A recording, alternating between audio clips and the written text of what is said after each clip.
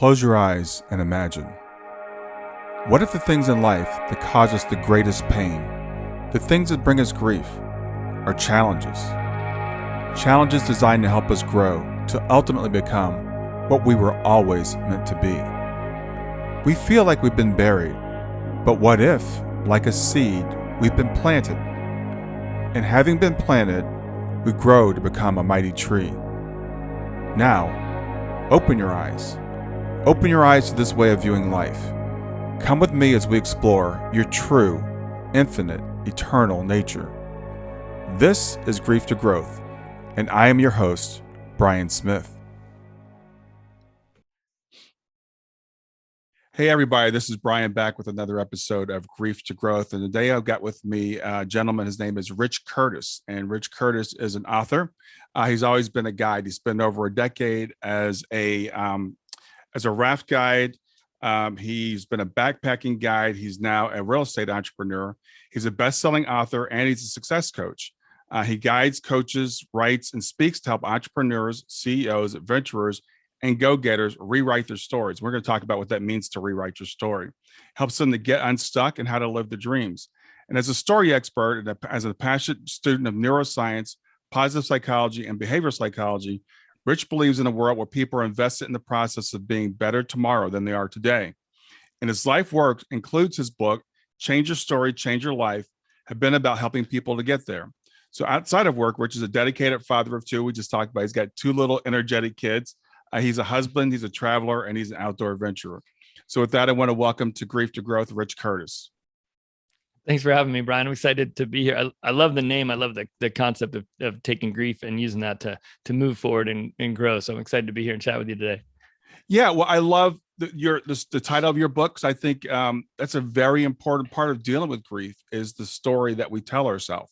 So what I want to get started with is asking you, because I know you talk a lot about story. And people might say, well, my story is just what happened to me. I can't change my story. The story is what it is. So what does it mean to change our story? Yeah, it's funny because in my coaching practice, I run up against that. As soon as we dive into narrative work, you get that, well, no, this is static. This is truth. This is what it is. This is what happened.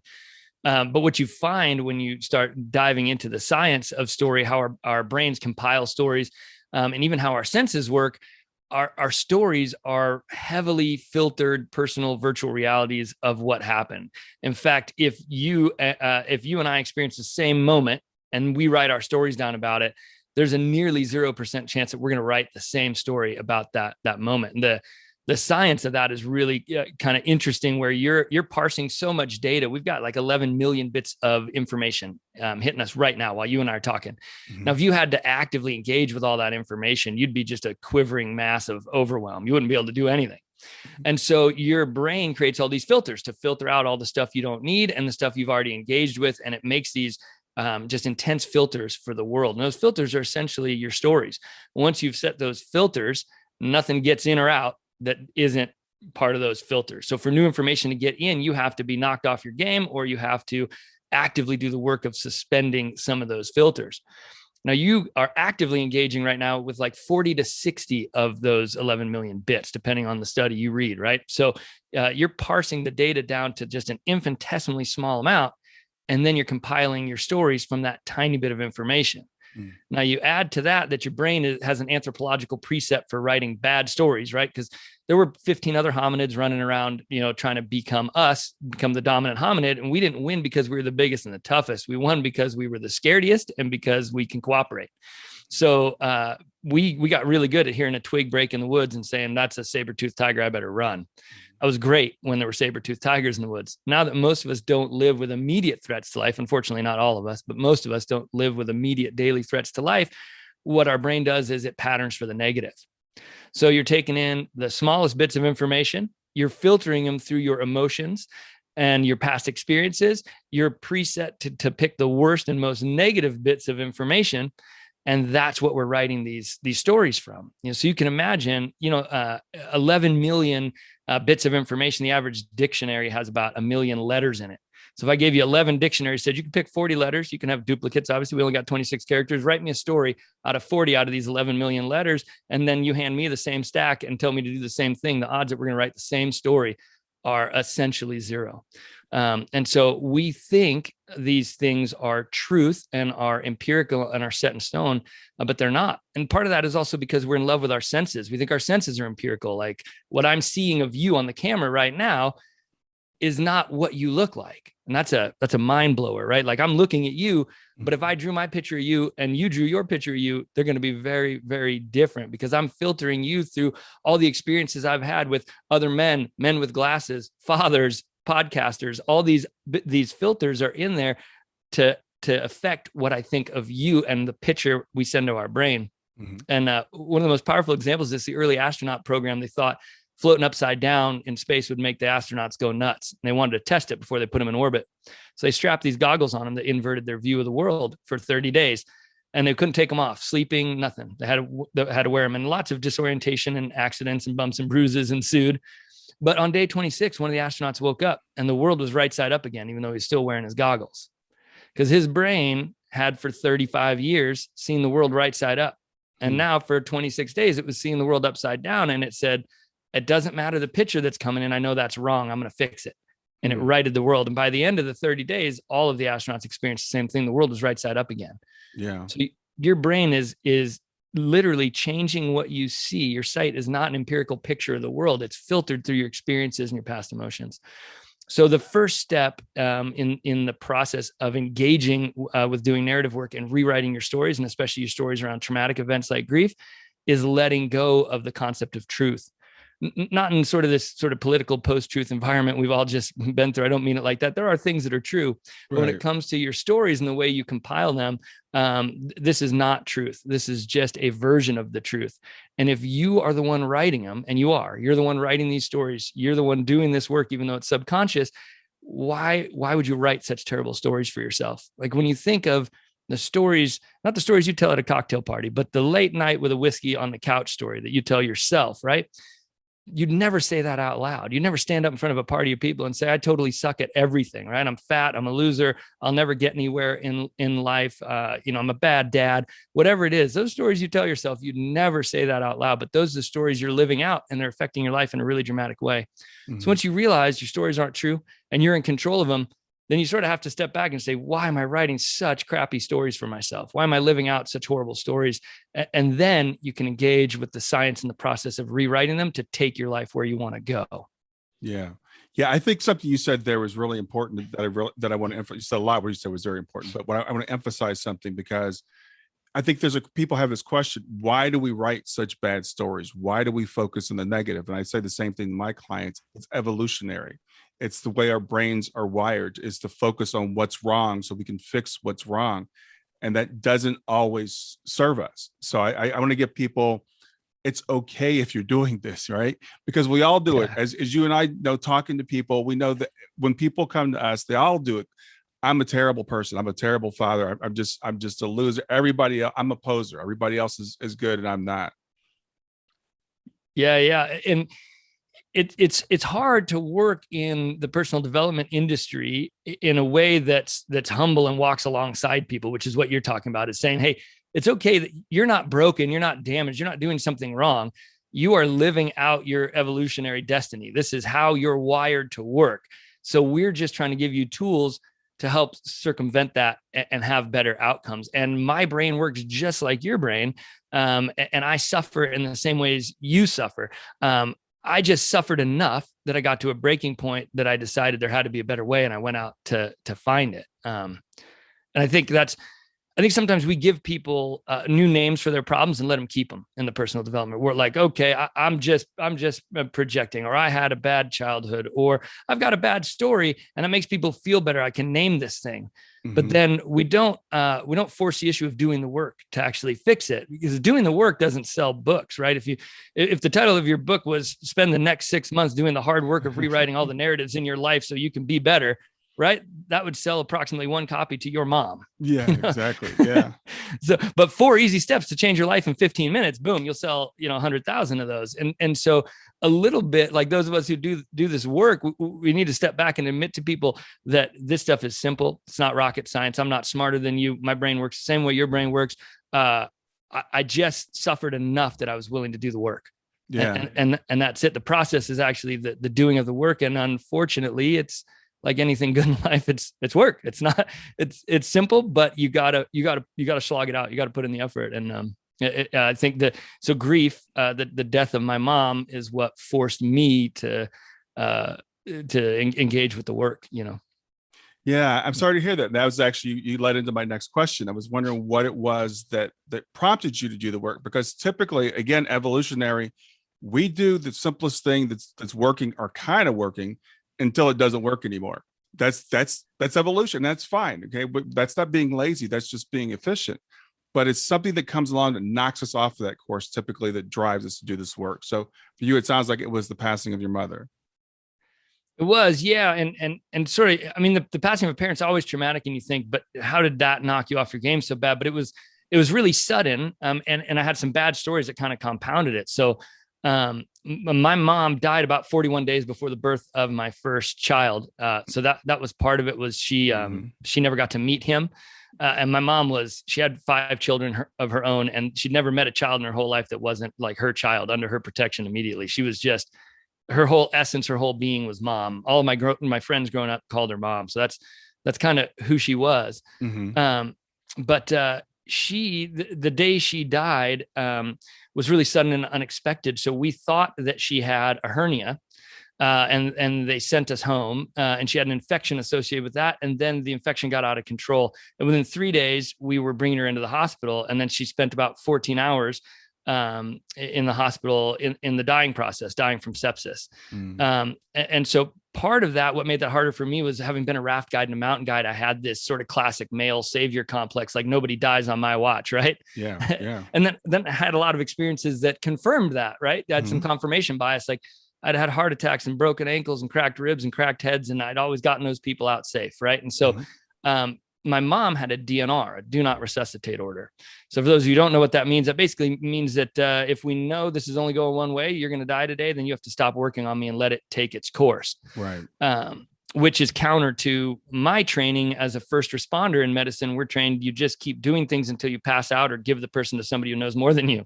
Right. And so to sit on my hands and watch her die for 14 hours was really, really hard for me personally. I think it hit me maybe even more than my other 4 brothers in a way, because I'm so used to stepping in and doing things when people are having that process. Yeah. So about 2 years after her death, so she passed away, and I went into 2 years of just intense suffering, depression. I call them in the book the failed states: frustration, anger, irritability, loss of self-care, exile, depression, all of it. But what was amazing about it was I was a functional dad. I was a pretty good dad, as good of a dad as I am today, as good of a dad as I know how to be. I was probably not a great husband. I was probably pretty challenging and emotional to deal with for a new mom. Unfortunately, my wife gave me a lot of grace, and I thank her for that. Yeah. And I was a really functional, high earning entrepreneur in the real estate industry. And so from the outside, if you went out and had drinks with me, you had no idea the depths to which I was suffering. Right. You had no idea that I was getting up in the morning, sitting on the edge of the bed and thinking, is this all there's going to be for the rest of my life? Am I going to feel like this? You had no idea that I was driving around town at just ridiculously unsafe speeds, playing loud, angry music, on a couple of occasions, nearly picking fistfights, which is completely out of my my normal emotional range, because I had so much anger and frustration pent up inside me. And it all came to a head. I think some people have their epiphanies with like a religious leader, or on the slopes of the Andes taking ayahuasca under the stars, right? I was circling a Costco in my truck and having an argument with my brother. And I was fighting with my brother over the phone. And I'd been circling the Costco long enough that even a security guard had started to follow me in his little golf cart. He's trying to chase me down, but I didn't see him. And the culmination of this was I screamed into the phone to my brother, look, I'm failing you. I'm failing Ann. That's my wife. And we failed mom. We just stood there and watched her die. She fought for all 5 of us every day of her life, and we did nothing. We just watched her die. And when that story came flying out of me, I hit the brakes on the truck. Little security guard guy almost nailed me in the back of the truck. And I was just stunned. I was completely frozen in place, because I didn't know that story was in me. Never in the 2 years since her passing had I engaged with that concept. Had I said out loud, I failed my mom, I didn't fight for her. Nobody in my family had ever said that, or even implied that that was something that happened that day. So that was the source of all my pain. That was sticking your finger in the bullet wound. Like that was it. That was what was causing everything for me, was this story. And I didn't even know it was there. And so that moment, I had to ask myself a couple of questions. One, is it true? Two, even if it's true, does it matter? Even if it's true, is it serving me? And the answer was no, it's not the truth of that day. And it's not serving me. It's practically killing me. And so I set into a 2-year sort of deep dive into the science of happiness and the science of story to figure out how to correct this, how to change this narrative. And the first step was looking at that day my mom died.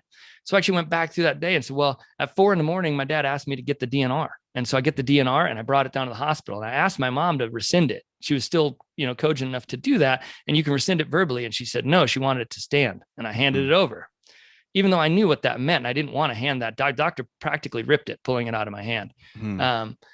Then my mom was deeply religious, and I'm not per se, but so we got the priest in to do the final sacraments for her, the Catholic priest, to make her more comfortable. We were not telling anybody the name of our son, so we were keeping it to ourselves until he was born.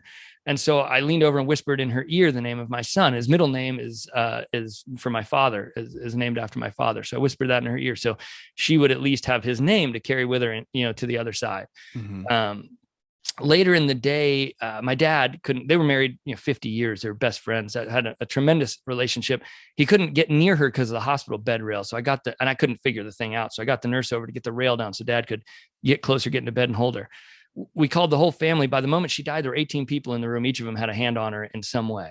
And then she had this mask on for oxygen. And it was freaking her out. She never liked things on her face. And dad said to me, that thing's freaking her out. So I went to the nurse. I said, what's that thing doing? She says, it'll prolong her life 10 minutes. I said, get that off of her face, And so I was able to go back and look at that day and rewrite the story of that day into, I fought for my mom in every way I could while respecting her right to die her way. Yeah. Because that is also true. Because the hardest thing I've ever done in my life was to stand there and do nothing and put my hand on my mom and watch her go through the process of dying. I don't know if you were present when your daughter passed, or if you've been present when anybody passed, but my reaction was to run from it. My reaction was to not experience it. I was crumbling inside. I wanted to run. I wanted to go. I wanted to escape. And it took every, ounce of resolve I had to keep my hand on her leg, my eyes on her eyes, and watch until she took her last breath. Right. And that's also the truth of that day. So you can say that I stood there and it did nothing and didn't fight for my mom and just watched her die. And that's true. But you can also say that I fought for my mom in every way I could while respecting her right to die her way. That's also true. Both those stories are true. Both are written by me. One was destroying my life. One of them sets me free. And that's the power of rewriting your narrative, especially out of a traumatic or grief event. Yeah. I think, Rich, that what you just said is so incredibly powerful. And I thank you for sharing that with people, because I think sometimes people feel alone in this thing that they're going through. And we write the worst stories for ourselves, things that, if your friend came and told you that story, you would say, you're insane. That's not what happened. But you tell yourself the story and you carry it around for until it pretty much broke you. Or until you realized, okay, this story is not working for me. And I think it's really powerful to tell people you can choose your story. You can't choose your facts, right? But you can choose how you interpret those facts. And that's very, very powerful. Yeah. And it comes with practice, and it comes with just making a decision about how you want to feel, right? Like you have to sort of draw a line in the sand and say, from today forward, there's going to be one person in the world that doesn't tell me how bad I suck, and that's going to be me, right? Like I'm in control of this thing. I'm going to make a choice about how I want to feel. When I taught whitewater raft guide school for 16 years, and we'd give them these 3 mantras to learn how to guide, and one of them was point where you want to go and get there. Because people get in a raft and they try to drive it like a car because that's what they know, right? But driving a raft, the road is like a greased up Teflon conveyor belt that just keeps pushing you towards your obstacles. Right. And so driving it like a car doesn't work. So what happens is, and they hear the guide, what they hear me saying, and it looks like it works, is all forward. Mm-hmm. So they jump in the back and they do nothing with the direction of the boat. They scream all forward, and we paddle until we hit something, usually shore. And then they turn the boat away from that obstacle. Like you were saying, people don't change direction until they hit something, until something knocks them off course. And then they paddle to the other shore, and then they paddle to the middle and slam a rock. And they do this until we get them to calm down, and we tell them, point where you want to go and get there. You need to initiate direction before momentum in your life. And part of the reason that we don't take time to evaluate these stories and change our direction is that we're moving 1,000,000 miles an hour in our lives right now. Mm-hmm. We don't have built-in periods of self-reflection. We don't have built-in patterns or time in our schedule to take and assess these things and even have a moment to try to change that direction. So we've just got the pedal down. We're doing our careers. We're taking care of our kids. We're moving forward. And then we take a hit in life and it knocks us off course. And now we're going this way, and we go this way until we hit something else. Mm. And life is not meant to be a series of hits that you take that drive you to an unknown destination. Life is meant to be a series of course corrections from those hits to get back to where you want to go. Mm-hmm. And as you know, after grief, the destination you're heading for might not be the same one it was before, but it still has to be an intentional one. We want to be living an examined and intentional life and pointing to the end destination where we want to go. And our stories are how we get there. It's how we program our brain to take us where we want to go. Yeah. I love that, direction before momentum. I think that is so awesome, because we tend to just, and I'm just going to reiterate what you said, we tend to just go, go, go, go, go. And sometimes not even the direction we want to go in. And we don't realize that we could stop. We can slow down, and we can, set an intention and set a direction. And that's exactly what you're talking about today. So why is it you think that story is such a powerful tool for life change? Well, you can think of story as a programming code for your brain. So if I was to sit down and program a website right now, I wouldn't type into the computer, make the background red, right? Nothing would happen. I have to type in some HTML to make it do that. And so story is that programming code for your brain. It's how we access that filter database. We talked earlier, we have these filters that heavily parse the information so we can go on about our days. And we don't ever have a chance to get in there and muck with the filters and change them. And the way we do that, the way we access them, is through story. That's the programming code to get into your brain. So if you have an area of your life that's not working, and it doesn't have to be something as dramatic as what I went through with grief, it can be anything. You could be not where you want in your career, not where you want fitness wise, not where you want relationship wise, any part of your life that isn't working for you. You can stop and say, what's my story about this? Is it true? Even if it's true, is it serving me? And if not, there's a story evolution process I teach in the book for you to go through and rewrite that story and change it. And so that story is so powerful because it allows you to access that filter database. And the way it does that and the parts of your brain it does that in are really interesting and compelling. There's a woman in LA, a really brilliant neuroscience researcher, Mary Helen Immordino-Yang. I cite her research in the book. She has a great book of her own and some TED Talks you can watch to look her up. She's awesome. And she focuses on education. But what she's found is if you tell someone an inspiring story or an impactful story, maybe even as I was telling the story of my mom, the day of my mom's death, and you then put them on an fMRI machine, you'll see 3 different parts of the brain light up. And the midbrain lights up, which isn't the most interesting part.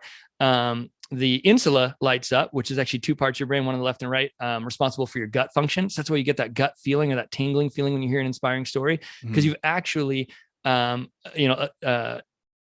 on the part of the brain that controls the gut function. So that part's interesting. But the most interesting part is that it lights up the medulla.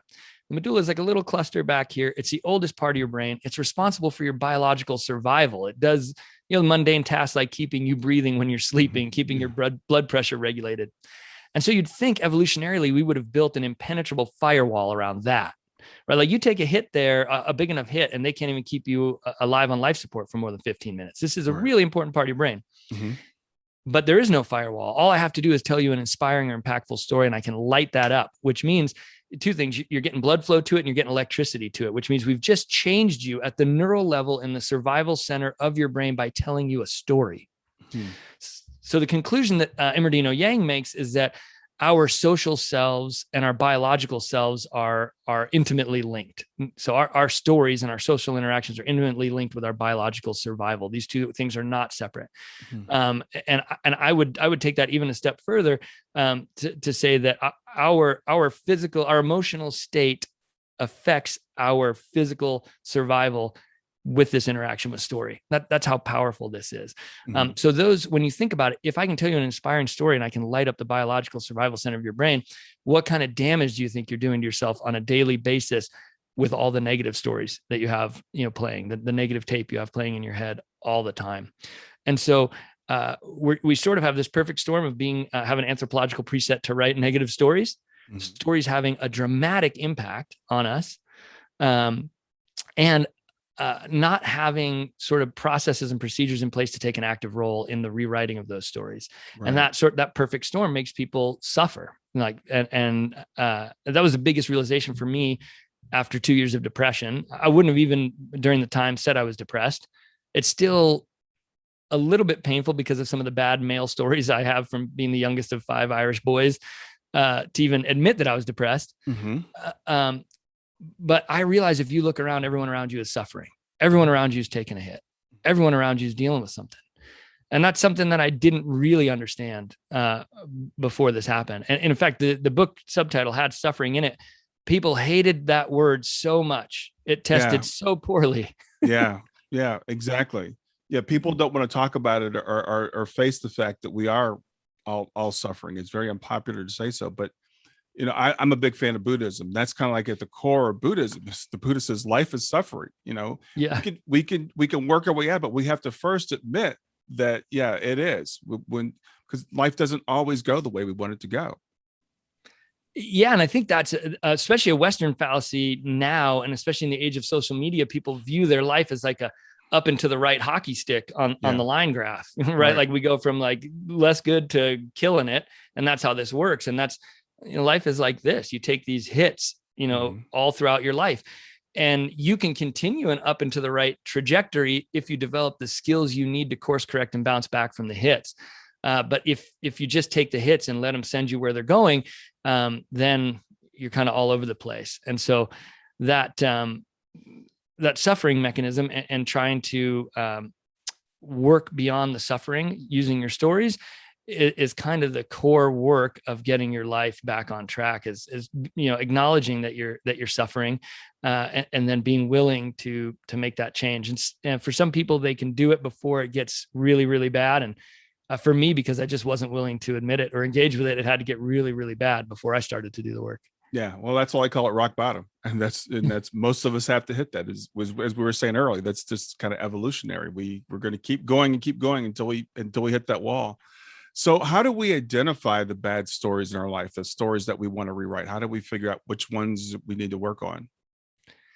Yeah, and the best way to do that is using two things. One, thinking about areas of your life that just don't work. We all know the areas we struggle with, right? In fact, you'll talk to people who have struggled with weight their whole life, and they lose 100 pounds and they still feel the same. They're healthier, but they still feel the same. And that's because they haven't rewritten that story. They had the same story about their health, fitness, and weight before they lost the weight, and the same story afterwards. And I tell people, like when I used to climb mountains, I'd tell people, put exactly what you need in the bag, because when we reach the top, there's nothing there except what you brought with you. And that's the same in life. If you can't feel it now, you won't feel it then, right? Yeah. If you want to have self-love, it's not, your self-love isn't on the other side of 100 pounds. It starts now, right? And so when it comes to doing this kind of work, you first, you have to think about an area of your life that you're not happy with, that you've struggled with consistently, that you'd like to make a change in. And then you just ask yourself some powerful questions. What's my story about this, right? And then you ask yourself, is that true? And then you ask yourself, even if it's true, is that story serving me? Now, if it's an area you've been struggling with for a long time, whether the story's true or not doesn't really matter. Only that second question matters. Is it serving me? Right. And if it's making you suffer, then it's not serving you. So once you've identified that story, you can go into what I call the story evolution process. It's not a full rewrite, because it's still at the end is based in the same story. My story of the day my mom died, we didn't fight for my mom. We just stood there and watched her die, versus I fought for my mom in every way I could while respecting her right to die her way. Those two stories are still rooted in the same story, in the truth of that moment. I just evolved that story from one that didn't serve me into one that does serve me. Right. And so the first step of that process, once you've done the work to identify the area of your life that's not working, you've said, what's my story about this? Is it true? And is it serving me? Then you got to write it down. So this thing is physically a part of you. You have neural pathways that go right to this. If I got triggered about the day my mom died, boom, that story's right there. Right. And the only way you can begin to work on it and change it is to make it not a part of you, is to get it outside of you. So you write it out, and you just write the whole thing out with no filter, no trying to pretty it up. You just write it as it is. And then the next step is to say it out loud. And I actually encourage people to videotape themselves doing this. You set your cell phone up, and the first time you say it out loud, record yourself. And people often balk at this one. They think that feels kind of funny. I don't want to do that. But you will see on your face, when you tell a story that's causing you pain and suffering, you will see on your face twinges, cringes, ticks when you say the bad parts. When you say the parts that are hurting you, you'll see it. You will see how that story is making you suffer. And that makes a big impact, and it helps you do the work of rewriting the story. Because after you've done that, after you've said it out loud, you're going to start the rewriting process. And that's simply just marking those parts of the story that don't serve you, the negative parts, the bad parts, the parts that were causing you pain, the parts that you saw your face react to on the video. And I did this with my son recently in terms of distance learning. He's a 7-year-old kid, loves learning. You know, if he goes to the internet, he's on Nat Geo Kids, right? He just loves school, loves people, loves learning. And he came to me and was throwing a fit about going to distance learning during the whole COVID thing. And so, I hate school, Dad. I was like, really? That doesn't sound like you, And I said, well, tell me your whole story. And I recorded him with my phone, telling the story, and I played it back. And I said, does that look good for you? Do you look happy? And he says, no, I look terrible. I look terrible when I'm saying that. And I said, well, let's get to the point where you don't look terrible. And we redid the whole thing. And then I videotaped him telling his new story, which was, basically distance learning sucks, but I still get a chance to see my friends, teachers, and learn. It didn't deny the truth of it. I tried to get the distance learning sucks part out because I thought it would, Dad, and I thought it'd be better for him to not have that part in there. And and I said, well, does that sound true? He says, no, distance learning sucks. I said, okay, then it has to be in there. That's the truth of it for you. Right. We'll get back to Grief to Growth in just a few seconds. Did you know that Brian is an author and a life coach? If you're grieving or know someone who is grieving, his book, Grief to Growth, is a best-selling, easy-to-read book that might help you or someone you know. People work with Brian as a life coach to break through barriers and live their best lives. You can find out more about Brian and what he offers at www.grieftogrowth.com, www.growth.com. If you'd like to support this podcast, visit www.patreon.com/grieftogrowth, www.patreon.com/GRIEF, to make a financial contribution. And now, back to Grief to Growth. So the story was still true, but it was positive. And then you could see on his face when we re-recorded him how light, bright, and freed he was. And from that moment forward, we had no distance learning fights. He sat there and he did the work, and he felt better about it, and he moved on. So there's and I teach this for kids too, with in combination with another bit of neurological research called power poses. This work is really powerful with kids because they're so malleable and open to suggestion. It really, you can really help your kids upcycle their results with this. So once you've said it out loud, you sit down and do that rewrite. It's just an iterative process. So you're not going to rewrite the whole thing. You're just going to hit that first part that hurts, rewrite that part, read it again. Still doesn't feel good, rewrite that next part, read it again, and get to the part where when you read it out loud, you feel lighter, freer, happier, and it's right. Once you know it's right, the fourth step is, like we talked about earlier, it's doing the work. You have to implant this new story in your subconscious, and you have to get a new neural pathway so that this becomes the only story that's triggered when you think of that event or that part of your life. That takes work. So I tell people, you write it down, and you at least tell it to yourself twice a day. You tell it to yourself right before you go to bed at night, first thing when you wake up. If it's an appropriate story, you can hang it up on your mirror somewhere else where you're triggered to read it another couple times a day. That's great. And you're going to do this for at least 30 days. 60 to 90 is better, but at least 30 days to try to create that new neural pathway. And then you're going to make it part of your lived oral tradition. You're going to call up a trusted friend, someone you can share this with. You're going to go out to drinks. We're all starting to be able to kind of do that again, or dinner. And you're going to tell them, I was suffering. Here's this bad story I had. Here's my new story about it. I'm doing much better now. And you're going to share it. And by doing that, you're going to start to rewrite that new neural pathway to where when you're triggered, it's only your new story that comes up. Right. As of now, when I talk about my mom's death, it's only that I fought for my mom in every way I could while respecting her right to die her way story that comes up. The old one only comes up for the purposes of conversations like this. Yeah. And if you find one day you get triggered and the old story rears its ugly head, you just go back and do the work. And so step 4 is that's the important part, is doing the work of making this new story a part of you, telling it to yourself over and over and over again, because you've told that old story a million times to yourself. So you need to work past that with the new one. Yeah. Wow. That was awesome. I love that the whole developing the new neural pathway. And I can say to people, because I work with people that are in grief, mostly parents, and they're like, how do I get to where you are? And like, well, first of all, you have to understand it's been 6 years. So it doesn't happen overnight. And it really didn't start happening for me, probably really in earnest, till about 2 years ago. So it took a while to really get there. But it's that everyday thing. It's the reason why my daughter is in my background on my Zoom, because when I look at myself on the Zoom, I see my daughter over my shoulder. And that's the story I tell myself, that she's still here. I have pictures of my daughter in my house. The first thing when I open my bedroom door in the morning to come down the stairs, I see a giant picture of my daughter and I tell her good morning. So this is a story that I tell myself over and over every day, and have been for years, until I believe it, until I've internalized it. And as you said, it doesn't mean I don't get triggered by the old story sometimes, and I don't feel bad for myself sometimes, but I can quickly switch back to the other story because of the neuroscience that you're talking about, all the work that we do to retrain ourselves.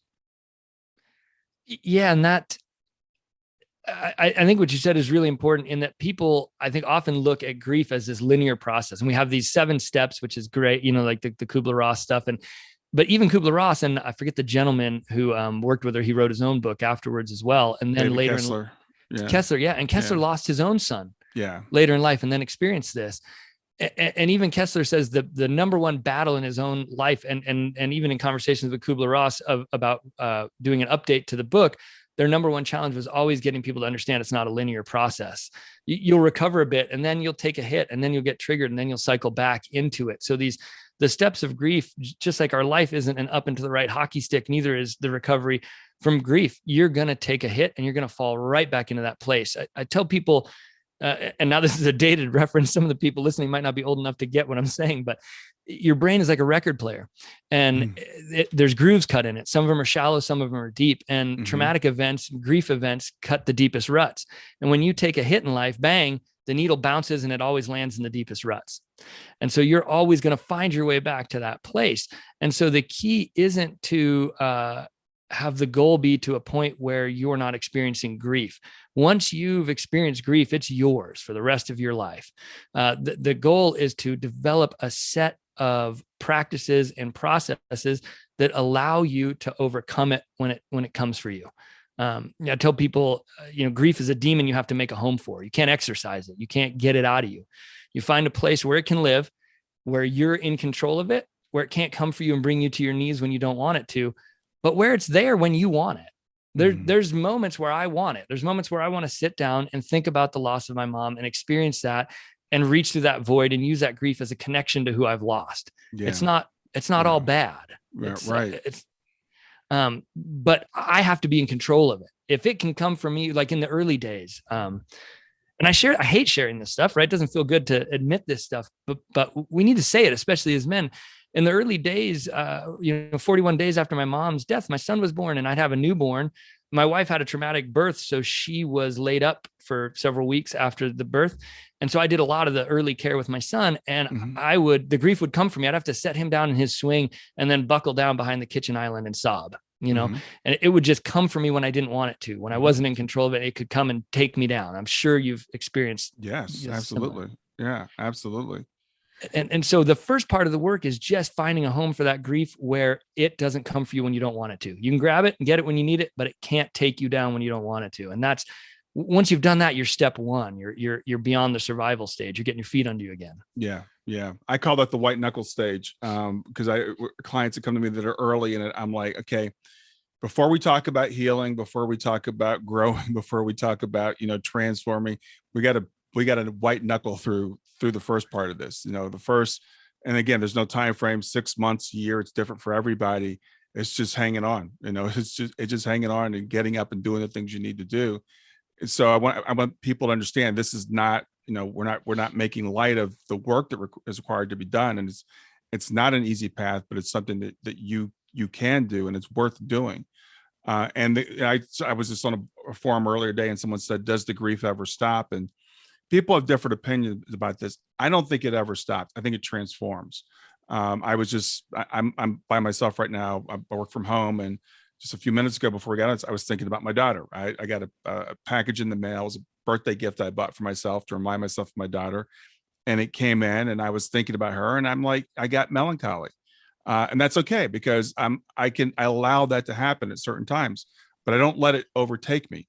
And I don't let that be my permanent state. My permanent state that I return to is that, I'm in control of this, and that we're in control of this, and that, I did everything I could do, as you said, with your mother and stuff. And this is okay. This is my life, and I'm going to make the best of it. Yeah. And that getting to the point where you're not really trying to battle this thing. Like in Western culture, everything is a battle. So part of the reason my mom's death was so hard is because I'm used to battling death. We're really good at fighting it right up until the bitter end. What we're not good at is saying, this is your time, and I'm going to stand here and support you through it. What we don't get is, at least in Western culture, we don't get cultural training in how to do that, and how to be present and accept that this is what is supposed to happen right now. Right. And so, like one of my favorite quotes about grief is that grief is love with nowhere left to go. Right. That pain of grief is love with nowhere left to go. And being able to do what you did, accept that melancholy, reach across that void, it gives you a conduit for that love again, for that love for your daughter. Like, here's this thing that reminds me of her.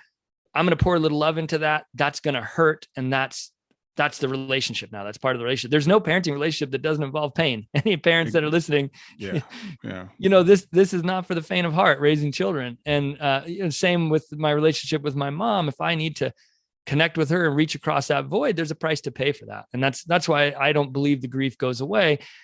You just get to the point where you can manage it and use it in a way that is appropriate in your life. I can grab it and use it to connect with mom, or I can grab it and create meaning out of it and use it, like in the form of the book, to help change people's lives. I say in the book that my mom's last lesson to me was how to recover from the worst day of my life.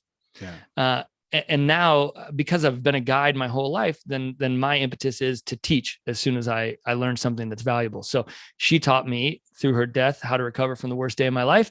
And now I'm on a mission to teach as many people to do that, to change their lives one story at a time, and get to the point where they're in control of these things. We can't stop them. We can't prevent them from happening, but we can choose how we move forward and walk with them.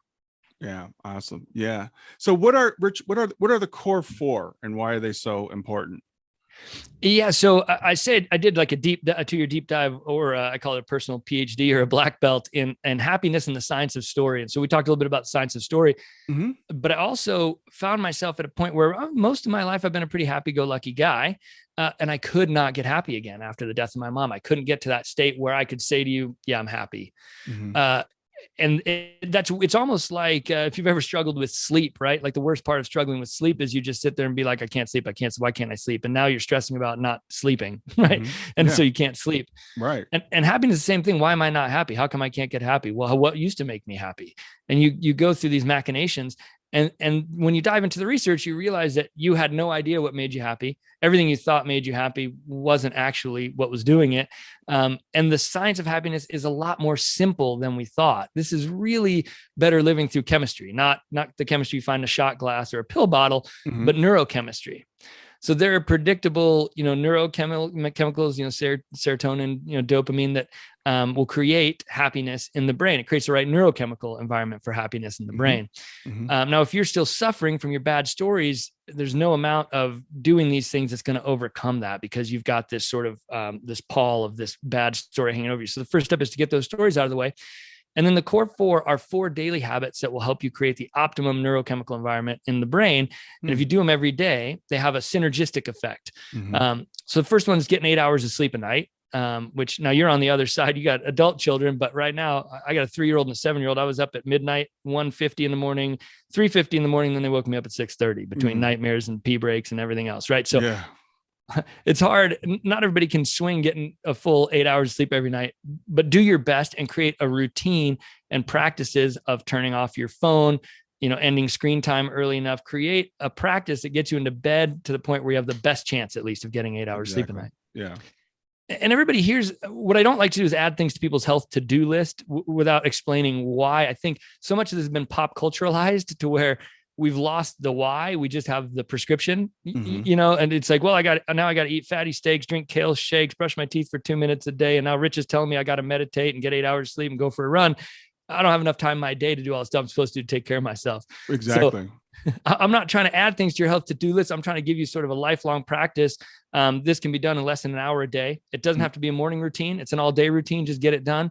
And if you do it consistently, it really pays off over time. So 8 hours of sleep is most important because you have your amygdala, which is sort of your drunken, belligerent buddy at the bar who's always ready for a fight. That's the anger center of your brain, the amygdala.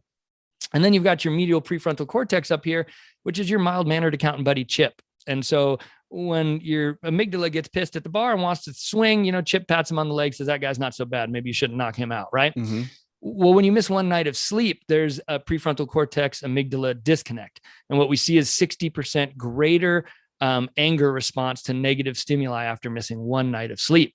So all of a sudden, Chip's not invited to the party, and your buddy's there ready to swing on everybody. That's why you find yourself grumpy as heck with your wife or with your children after you've missed a night of sleep, or why so many people get in so many fights early on when you have a newborn, because nobody's getting sleep. Everybody's ramped up. And so why sleep is so important is because it keeps the natural checks and balances in your brain to keep sort of an emotional monotone up there.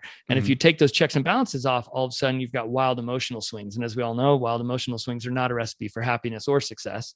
Yeah. And then the second one of the core force, 30 to 45 minutes of exercise, cardiovascular exercise.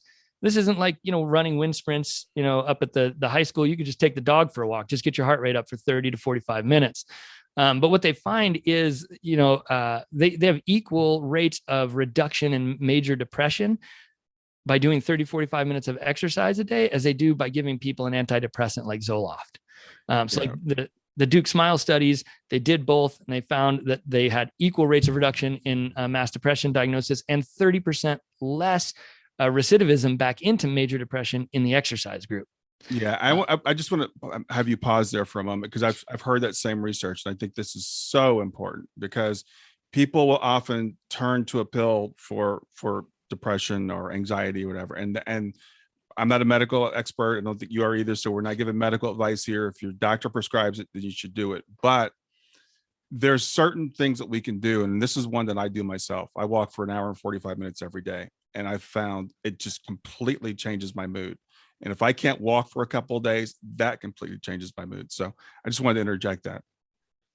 Absolutely. And I do want to be clear that if you're suffering from major depression, if you're having thoughts of harming yourself, going for a jog isn't going to do it. You owe it to yourself and your family to call it the 800 number right now, get immediate help for that.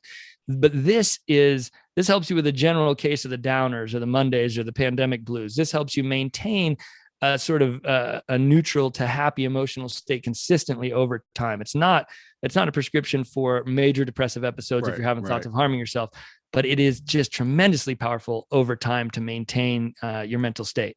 Yeah. Yeah. So luckily, I didn't go there in the 2 years I was depressed. I never once had a moment where I felt like committing suicide or harming myself. And I'm very thankful and grateful that wasn't a place, for whatever reason, that wasn't a place I went to. But for so many people, they do, especially men in their 50s who lose work, lose direction, lose meaning in life. They tend to abuse drugs and alcohol and have high suicide rates because we don't have the same built-in social support networks that say women do. We just don't reach out to each other to get help as much. And so, if you're a man and you're listening and you're really suffering right now, you need to go get help. Go for a jog, but call the 800 number while you're on that jog. Get some help. Yeah. So you were on number 3. I interrupted. Oh yeah. Number 3 is mindfulness or meditation. And you can see the results of this in as little as 10 minutes. You're getting up to the point where you're doing 20 minutes to an hour a day is better, but just 10 minutes of some kind of mindfulness or meditation practice gives your brain a break, gives you a chance to settle down and calm and get recentered. But it also, over time, consistently does some really interesting things in the brain. So you've got that amygdala, that's that anger center of the brain. Consistent meditation over years you can start to see the effects in even as little as a few months, but consistently over years, they find it actually thins out the tissue in the amygdala. So you actually have a less dense mass of tissue working on negative stimuli in your brain.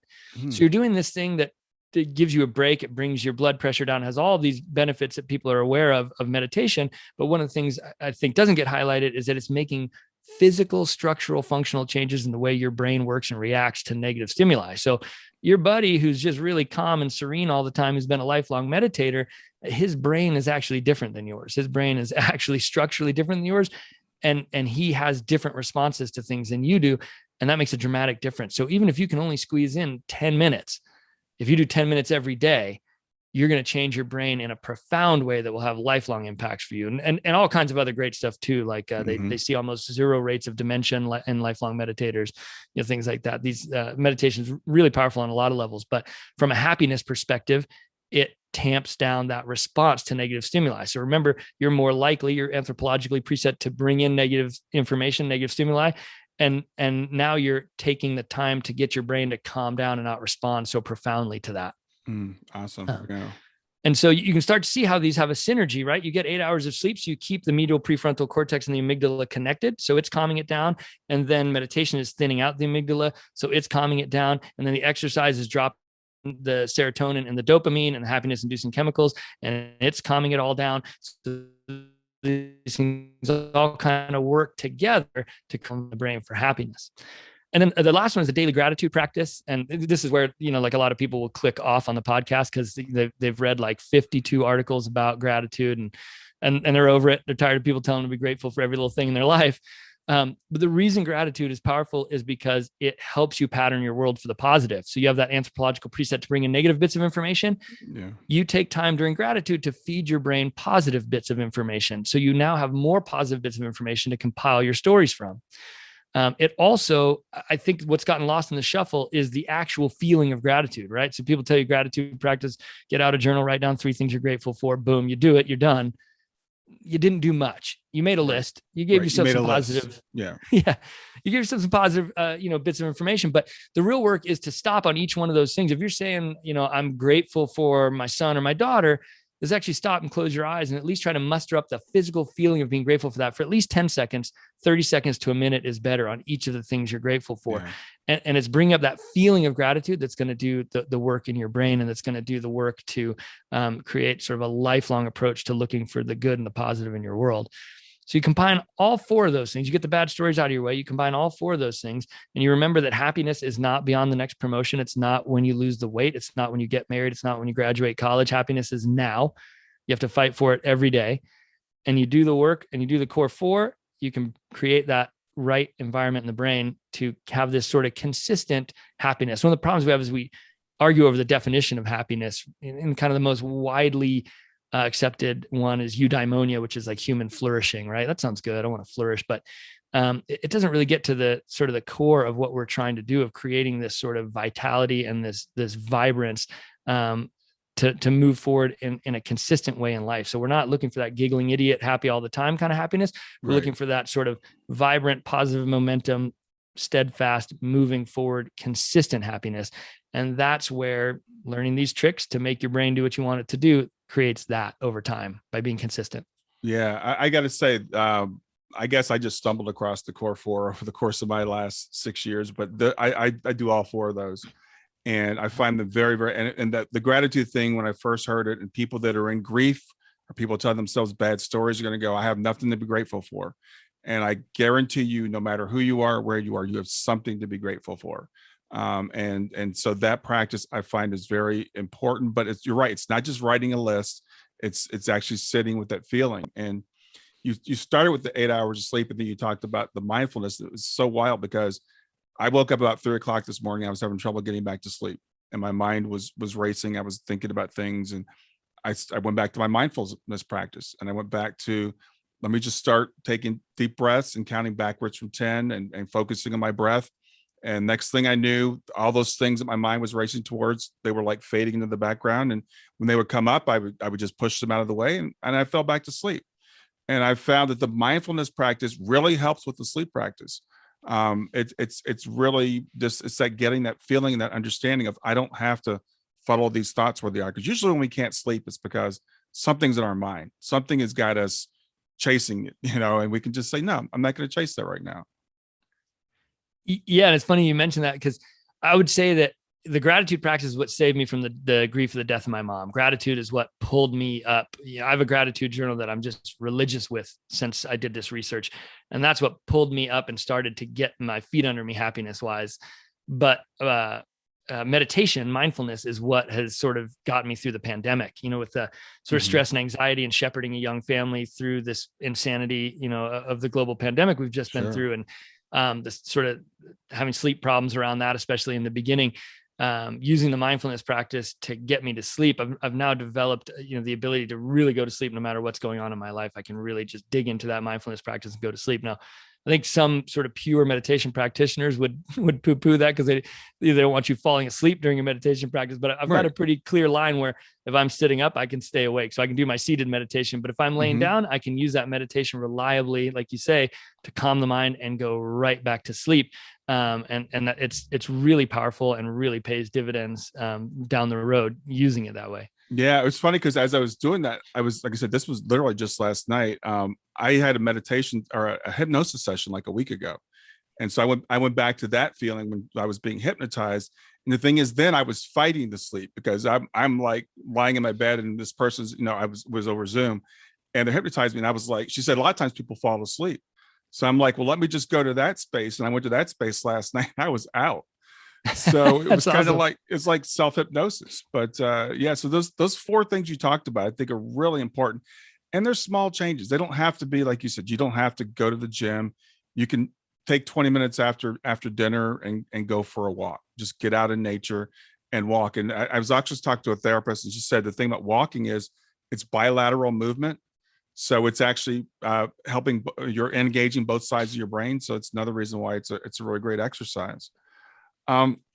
Yeah. And that's kind of touching on like bilateral stimulation of the brain is actually a really sort of core concept in actual technical therapy work to recover from grief, like EMDR. I don't know if you've engaged with any of that. Yeah, I have. But that's amazing. I did some EMDR and that's amazing, using the bilateral stimulation of the brain to trigger the natural cleansing and consolidating process of memories and emotions.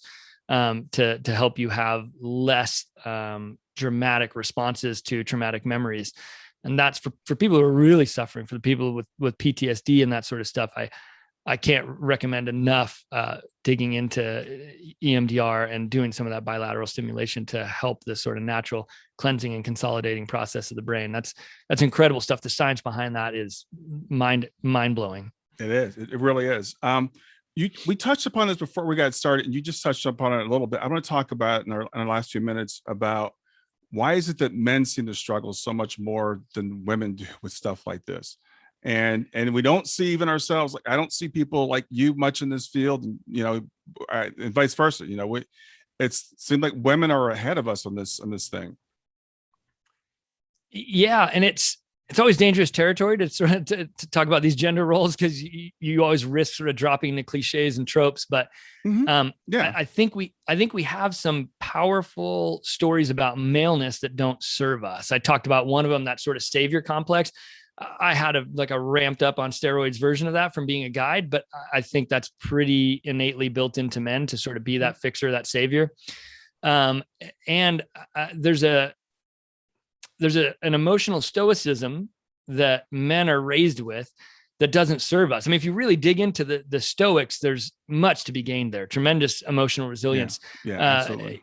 And great stuff. But where the type of stoicism we teach our young men, it tends to be compartmentalism, which is you have two emotions, happy or pissed. And if you're not happy or pissed, then you're not a man, right? That's it. Like sadness, anxiety, fear, grief, all of that's for the pansies, right? That's at least still, being a child in the 70s, of a pretty old school dad, I got a healthy dose of that. And these archetypal versions of maleness, having a really sort of bipolar emotional range, doesn't serve us. So when we take a hit like grief, and when we're feeling the full range of complex emotions that come with that, and we're being brought to our knees, we don't want to admit it. We don't want to tell people. We don't want to reach out for help. Or at least I didn't. I like in my family, we are a pull yourself up by your bootstraps. If you're not bleeding a lot, quit whining and get on with it kind of family. Yeah. And so to admit you were depressed was to admit weakness, right? And so I think men have all these things built in that, it's, even something that we should be well past by now, but it's weak to cry, and these things we get, I don't know, there's so many places we get these things from, because I've never told my son it's bad to cry. He cries all the time when he gets hurt or whatever. Sure.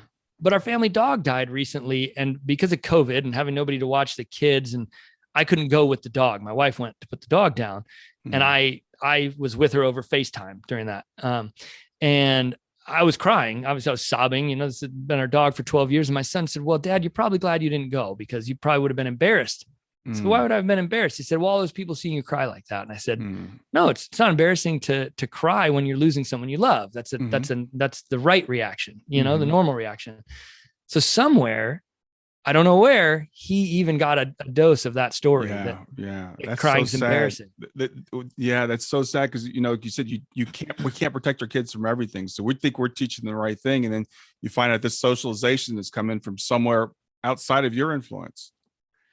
Yeah. And so these stories of maleness, we need to rewrite those. And the most important work is on the personal level, but then in our work with our children, in our work with communities, in our work with our other male friends, we need to start to rewrite these stories. And sometimes it requires you to maybe be a bit nosy or bossy. So when any of my friends lose someone now, I interject myself. I send them text messages. I send them, DMs on Instagram. I send them, I call them, I interact with them and just keep checking on them. And my male friends sometimes get annoyed or pissed about it, but there's this sort of acute period of suffering, as when it first happens, when you lose someone, everybody's there. Everybody's checking and calling you, bringing you food and everything. Right. And that lasts a couple of weeks. Yeah. And then they didn't lose that person. They move on. Right. And then you're there with the everyday of not having them. You're there with the everyday experience of that. And we don't have that support. And so men in general, we don't reach out for those support, for that support. We don't have that community. Like women tend to have stronger social networks, like around parenting and being a mom. They have mom groups. They reach out to each other when they're having a hard day. They reach out to each other to get help with breastfeeding or raising a newborn. They have these sort of built-in communities that they develop more innately. And men, our communities are more based on doing things together, going out and, fishing or whatever it is. Yeah. And so I think we've seen a declining life expectancy in the US for 3 years straight. And what the research is showing is it's driven by middle-aged men who have lost their job, especially like in the industrial Midwest. They lose their job in their 50s. They're not able to take care of their families. They lose direction. And then they're turning to alcohol and opioids, and then eventually overdose or suicide. And if those men had a stronger network where they could reach out and talk to people about what they're feeling, get help for how they're hurting, have other men who have gone through the same thing, tell them that there's an end to this, there's a way out of this, and give them a pathway, I think we could turn that around. And so to me, when I look at men in grief, the best thing you can do, anyone who knows a man in their life that's suffering, is to reach out, to get in their face a little bit, to offer help, to check on them, get them out of the house. Don't let them exile themselves. Don't let them be alone. Get them out, get them moving, and then share with them your suffering. So it's social media and this age of perfect lives. We seem to think that we make connections now by showing this perfectly glossed version of our lives, but it's in showing the beautiful fallibility, the suffering and the pain and the humanness that we make real connections. And as men, we got to start doing that. We got to start sharing the hard parts too. Yeah. I've been lucky enough during the pandemic. One of my best friends just said, "Man, we're talking to each other every day. We're both dads. We're both suffering through this thing. This is some crazy stuff we're dealing with. Even if it's 2 minutes, we're talking every day." And every single day for the pandemic, we check on each other and we give each other a chance to vent and talk about what's going on. And we just are there for each other. Yeah. And that is, I would say, a more woman or more feminine archetype of relationship, right? That's not like a dude setup. Yeah. And we need to start to evolve past that and be those resources for each other as men, and have these conversations There's even a great YouTube video of Anderson Cooper and Stephen Colbert talking about grief, about the loss of their, I think Stephen Colbert lost his dad and his brothers, and Anderson Cooper recently lost his mom. I've never seen like public celebrities having that kind of discussion about grief, being open as men about what that's like. So just conversations like this, help other men to sort of reach in and say, yeah, okay, if he's admitting how he's feeling, I can do that too. Yeah, that video you're talking about went viral because it was so unusual. I know the one you're talking about, and people are like, "Wow, isn't this wild that men are doing this?" And I want to reiterate what you said to any men that happen to be listening, which there aren't many, but for the ones that are listening, is do that. After my daughter passed, I have a friend now. He's a former pastor. Maybe this is why he did it, but he would just call me up and say, "Let's go for a walk," because he knows I walk every day. But we would go just meet at the bike trail and walk for 2 or 3 miles. And he'd check in with me and ask what's going on. And he's done this for years, just kept, following up with me. And that's really appreciated.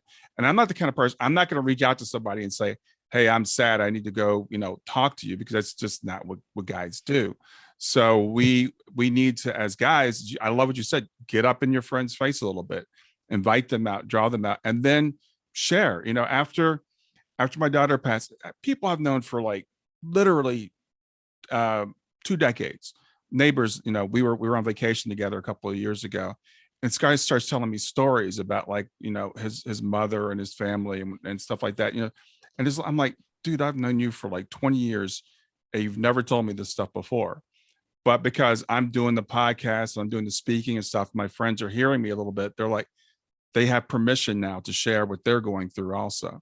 So being vulnerable really helps to draw other people out, letting them know it's okay to feel sad about this, or it's okay to, have these kind of emotions. Yeah. My favorite moment of that was I was at a real estate conference out in Vegas, and we're at the like opening mixer thing, right? Which is, small talk, and you pretend like you do more deals than me, and we all talk about how cool we are, right? That's the kind of environment these things are.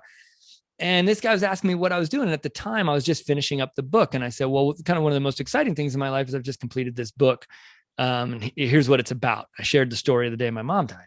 Mm-hmm. This guy was like a head and a half taller than me. He was like 6'4", 6'5", built like, a brick outhouse, huge New Yorker, and he starts telling me that the day the Twin Towers came down. So after I tell him my story, he starts telling me, I've been dealing with PTSD for decades now.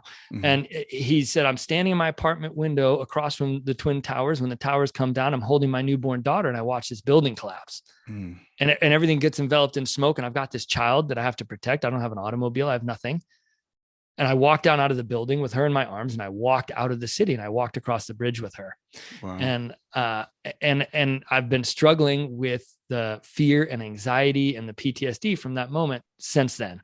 And it's a constant battle in my life. He's like, I'm trying to, he at the time he had just bought a house in Costa Rica that he was going down, and he bought some horses because dealing with the horses gave him some sense of calm and serenity, but he was really still going through it. This was maybe 3 or 4 years ago. Right. And, so we're almost 2 decades past 9/11. Mm-hmm. Yeah. But this big dude, by the end of this, 15, 20 minute conversation, this huge New Yorker bruiser dude is giving me a hug. He's got tears in his eyes, and we're connecting around this shared experience of trying to push our way through the hard things in life. Right. And so I like what you said about giving permission. If you're just willing to be vulnerable and just willing to be open with people, you'll be amazed. Every time I do this and talk about this, something like that happens. Someone shares with me what they've been through. And then there's an instant connection. We have so much separation now, political separation and so many things we're infighting about in this country. When really at the core, we are all walking this life out and experiencing these same universal things and trying to push our way through these things. Not in the same ways. We all have our own challenges, different challenges, some of us a lot more than others because of the structure. But we're still having these universal experiences we can connect on and start to build some bridges and understand each other's humanity. And this experience of grief is one of them that we can definitely do that with, because almost everybody has experienced this in some way or another. Well, if they haven't, they will. That's just part of life. Well, Rich, I want to say we're coming up on about an hour, maybe a little over. I've really enjoyed the conversation with you today, and your book sounds really intriguing. So remind people the name of your book, where they can find out about your book, and where they can find out more about you. Yeah, the book's on Amazon in all three formats: audio, digital, and print. It's called Change Your Story, Change Your Life. Search Change Your Story, Change Your Life, Rich Curtis. It's the blue and yellow one. You can see it back there behind my head. And if you want to find me, you can just check me out at richcurtis.com. We've got individual coaching, group coaching, speaking, all that stuff. Anything that I can do to support you in getting your stories straight and moving forward in your life, that's what I'm here to do. Thanks for having me. It was a wonderful conversation. Thanks for being open and sharing your grief and doing this work as a man in the world. It's great to have some people out there doing that and sharing that and giving a pathway forward for people to see that this is okay. Yeah, cool. Well, thanks for being here. Have a great rest of your day. You too. So that does it for another episode of Grief to Growth. I sure hope you enjoyed it. If you like this content, make sure you subscribe. So click on the subscribe button here and then click on the bell to receive notifications and click on all. That way you'll be notified whenever I release new content. Thanks for watching and have a great day.